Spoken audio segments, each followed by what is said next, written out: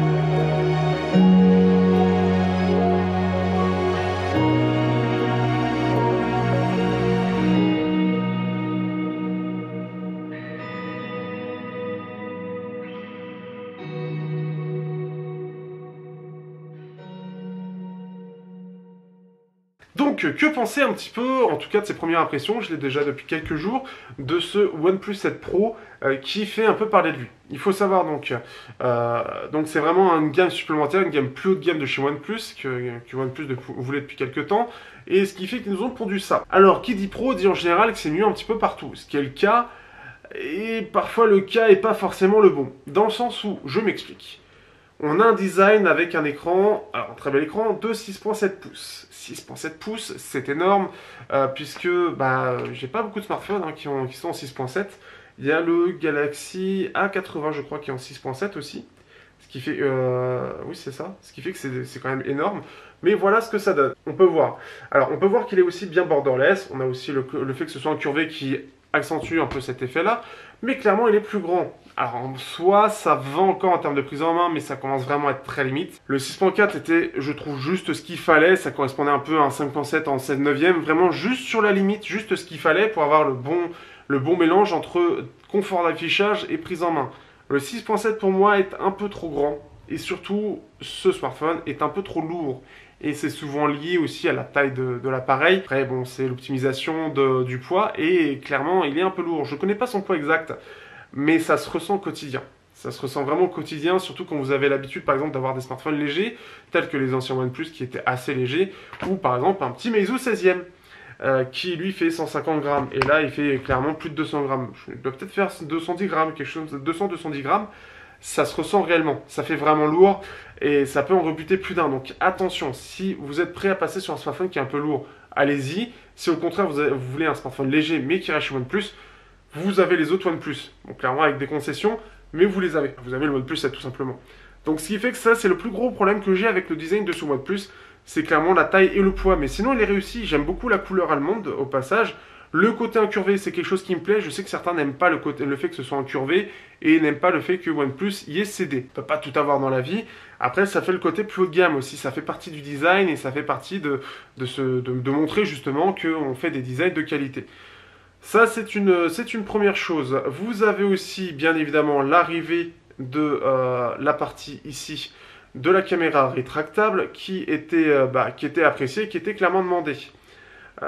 Et clairement, je ne vais pas dire le contraire, moi j'apprécie énormément puisque ça permet de ne pas avoir d'encoche et c'est réputé fiable puisque le Vivonex pour l'instant, j'ai pas vu, même sur phone Android qui adore tout ce qui est dès qu'il y en a 3 qui marchent pas, c'est la fin du monde. Bah là, clairement, il n'y a rien qui est ressorti de particulier, même sur l'Oppo Find X. Donc c'est quelque chose qui est maîtrisé par la marque et qui est repris d'ailleurs ailleurs, même avec Samsung qui a une variante qui est assez sympathique. Ce qui fait que c'est aujourd'hui quelque chose qui est maîtrisé et OnePlus l'a utilisé. Donc si OnePlus l'a utilisé, c'est clairement déjà pour faire un effet waouh, mais c'est que c'est aussi maîtrisé. Donc c'est une bonne chose aussi. Les selfies sont plutôt pas mal, je vais vous mettre des photos dans la partie photo de toute façon, de cette prise en main, cette grosse prise en main. Et justement, on est sur du triple capteur, on a le 48 mégapixels qui est présent, comme pour le OnePlus 7, en ouverture 1.6, stabilisé avec un grand angle qui est de 16 mégapixels, et aussi un zoom x3. On va faire rapidement l'histoire du zoom x3 qui a fait polémique. Il faut savoir que c'est en gros un 13 mégapixels en zoom 2x2 qu'on peut voir dans le mode portrait justement parce qu'il n'a pas le x3. Donc il est en zoom 2x2 et en fait le truc c'est que pour avoir le côté x3, ce qu'ils ont fait c'est qu'ils ont recadré et puis pour que ce soit du x3 en 8 mégapixels. Est-ce que c'est grave? Non. Mais après, c'est un petit peu dommage, et c'est d'ailleurs un peu dommage de ne pas avoir profité de ce côté aussi x2. Ça aurait été intéressant.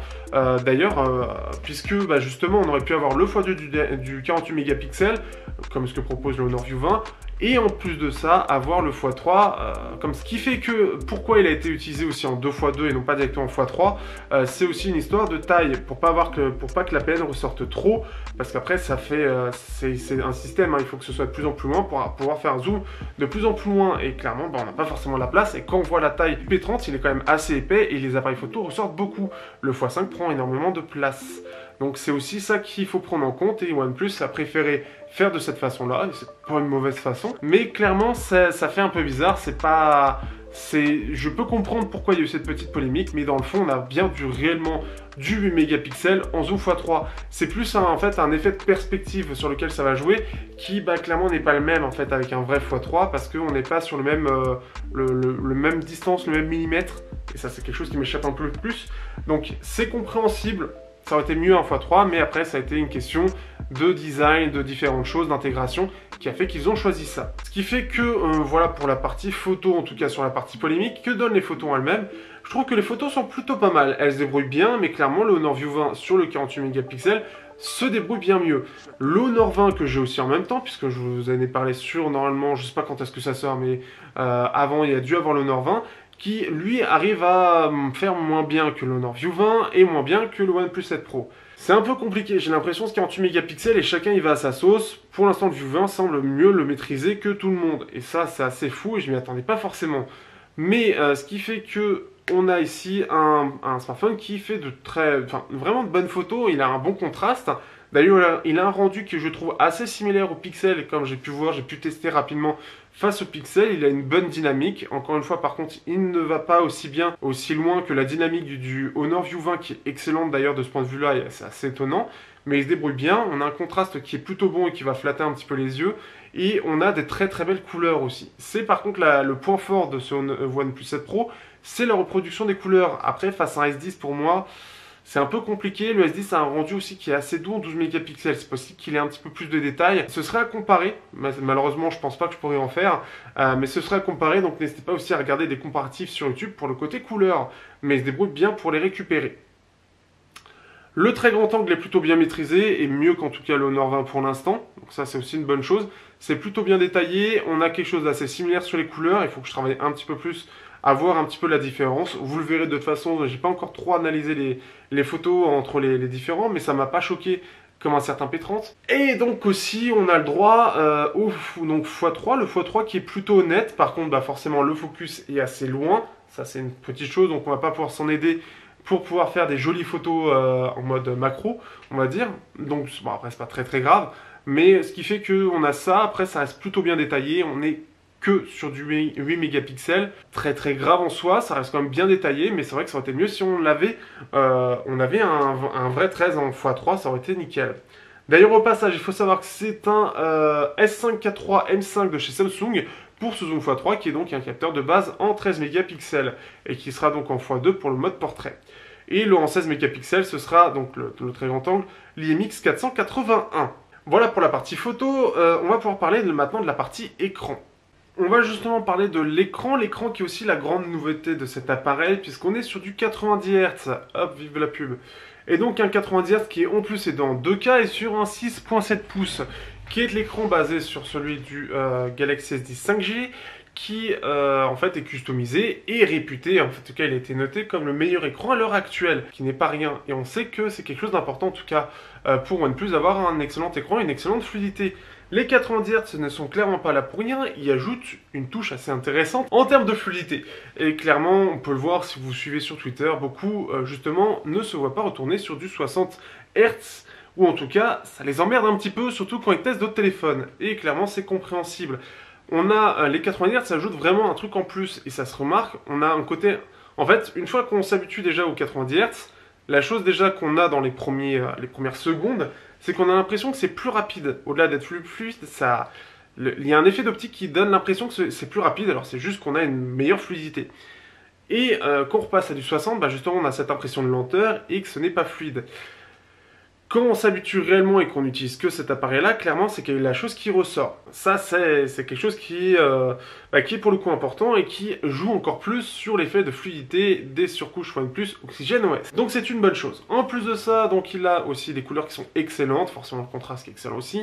On a le choix entre le DCI-P3, le sRGB, on a le choix avec... le mode vif ou naturel, enfin on a plusieurs choix et ça c'est plutôt cool. Et clairement, il est vrai que l'écran ne laisse pas indifférent, il ne laisse au moins pas indifférent, tout comme le Galaxy S10. On est clairement sur des écrans qui sont excellents à l'heure actuelle et il va vraiment pouvoir se comparer justement à ce Galaxy S10. Je le trouve vraiment très très bon. Aussi, donc il a un lecteur d'empreintes qui est sous l'écran, j'en profite, donc on a un ambient display qui va s'afficher que quand on va bouger ou quand on va taper dessus. Petite chose à dire, c'est que normalement sur par exemple le Mi 9, le P30 Pro, le S10 et je ne sais plus lesquels, où il y a le Mi 9 SE aussi, quand, hop, donc là, je vais montrer la vitesse, c'est extrêmement rapide, et même quand vous avez le doigt mouillé, ça marche très bien. Par contre, sur le Mi 9, ce qui est bien, c'est que quand on va appuyer, hop, ça va directement réveiller le lecteur d'empreintes, et ça va fonctionner. Ici, là, il n'y a rien. Et donc, en fait, il faut faire un tap à côté, et hop, on peut le déverrouiller. Je pige pas l'idée derrière. Pourquoi pouvoir faire ça, et ensuite pouvoir le déverrouiller? Vous avez vu, c'est hyper rapide. Et pourquoi ne pas avoir fait directement cette intégration-là? Je ne comprends pas, et c'est quelque chose qui, pour moi, devrait être intégré pour directement, dès qu'on pose là où il y a le lecteur d'empreinte, paf, ça déverrouille, hop, on est directement sur l'écran d'accueil.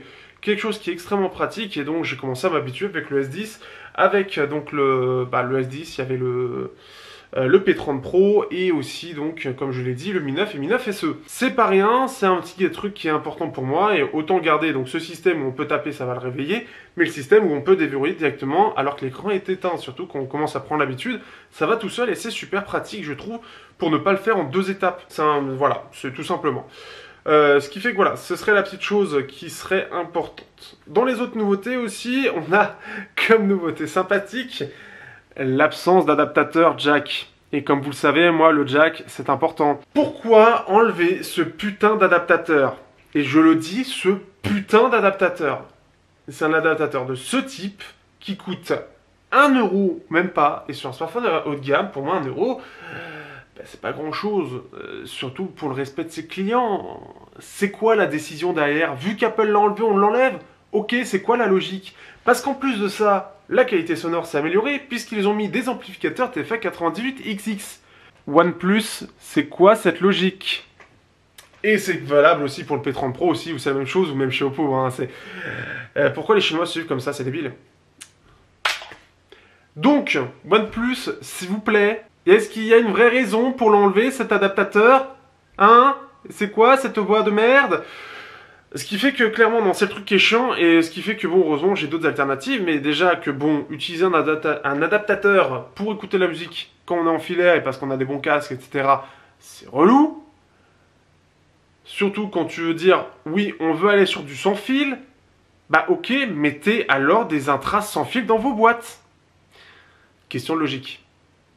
Alors, je sais pas, mais c'est logique. Puis en plus de ça, enfin, c'est un adaptateur, sachant que le DAC il est à l'intérieur, l'amplificateur il est à l'intérieur, c'est pas un DAC qui coûte 12 balles comme chez Pixel, enfin chez Google, où bah clairement oui, il coûte 15 balles. Enfin, là, enfin, je comprends pas du tout l'idée derrière. Au-delà de ça, ils ont aussi ajouté le fait d'avoir du double parleur. Donc j'ai testé un petit peu, j'ai testé face à celui qui est très ressemblant en termes de fonctionnement, le Meizu 16e. Alors déjà, le Meizu 16e, il est plus petit, hein, on est sur du 6 pouces. Il est plus petit, il est un peu plus vieux, il a 1 an. Et il est aussi à la base moins cher. Vu que je mets ça en place, vous imaginez bien ce que je dis. Oui, le double parleur, il est présent, il est plutôt bon. Il se débrouille, je trouve qu'il se défend quand même bien. Mais bah, il est moins bien que le Meizu 16e et forcément moins bien que ce que propose le S10 ou le S9. Ça manque un peu d'aigu, ça manque un petit peu de basse. Donc ça, on sent qu'en fait surtout vraiment les basses ont du mal à ressortir et les aigus tombent assez vite. Donc ce qui fait que par rapport par exemple au Meizu 16e, on va avoir des aigus qui sont un peu plus chauds, qui tombent plus vite en fait, donc moins définis, voilà, ça tombe un peu plus et les violons sont pas aussi bien que sur le Meizu 16e. Il reste assez puissant. Il reste plutôt bien puissant. Par rapport à S10, ça reste moins puissant aussi. Et bon, après, ça se défend bien. Ça passe aussi par du Dolby Atmos au passage.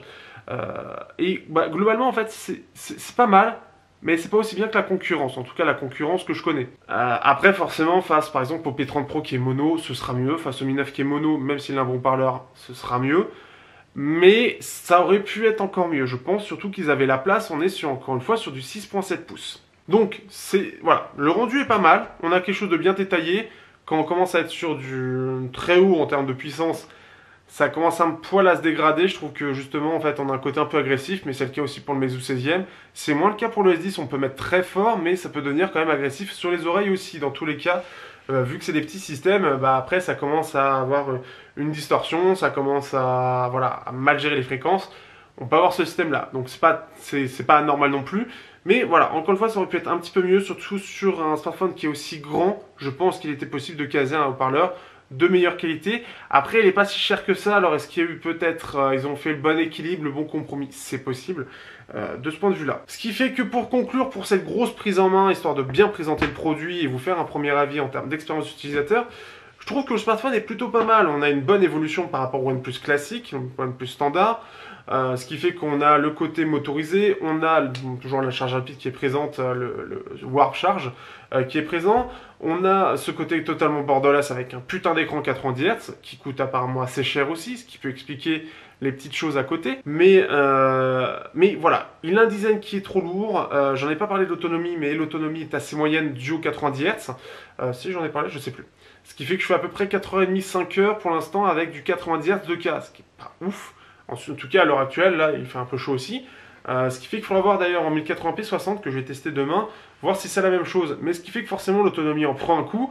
Donc après, à vous de voir si l'autonomie est importante réellement pour vous ou si une autonomie moyenne vous va. Vous avez le fait que l'adaptateur jack est manquant et la décision est absolument totalement arbitraire, même si on a vu des produits wireless. Pourquoi ne pas en mettre peut-être des premières générations dans les boîtes? Ça permet de mieux faire passer la pilule et de faire comprendre réellement la politique. On veut passer au sans fil.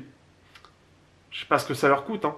Ça leur coûte pas grand chose de faire ça, entre guillemets, mais ça donne aussi l'image, ça donne cette image aussi premium, sans respect des utilisateurs. Pour moi, c'est pas logique. Il y a un problème dans cette décision, parce que pour l'instant, cette décision, elle est apparue à partir du moment où Apple a décidé de l'abandonner. Comme Oppo a décidé de l'abandonner, juste après Apple d'ailleurs. Hein. Est-ce qu'il y aurait une corrélation? J'ai des doutes. Et puis bien évidemment Huawei. Donc ce qui fait que c'est pas les seuls, hein, mais clairement c'est une connerie totale. À mon sens, et étant bien évidemment un peu audiophile et avoir du filaire. Parce que les gens ont parfois des bons casques en filaire et ils aiment bien l'utiliser avec leur téléphone. Parce qu'ils n'ont pas forcément la possibilité de les réutiliser ailleurs. Voilà, juste un petit rappel. Ce qui fait que voilà, c'est la petite chose qui me chagrine un petit peu sur tout ce smartphone. Le poids et le design, enfin le poids et la grandeur du téléphone aussi, Je pense pour moi qu'ils auraient dû rester sur du 6.7, 6.4 sur le Pro et peut-être réduire un petit peu le normal pour avoir justement une gamme qui reste pas trop grande et qui reste accessible. Là pour moi ça commence à être trop grand et ce qui fait que ça peut en rebuter un petit peu plus d'un, même si apparemment la tendance irait sur le 6.7, mais je trouve ça trop grand. Je trouve ça vraiment trop grand et là, enfin je sais pas. Bah, pour moi c'est trop grand. Ce qui fait que ce OnePlus, en tout cas, il va sur il a des bonnes bases, en tout cas, pour s'améliorer réellement dans cette version Pro, cette version plus haut de gamme. Maintenant, il faut améliorer quelques petites choses. Améliorer quelques petites choses, c'est pas grand-chose. L'écran, il n'y a rien à dire.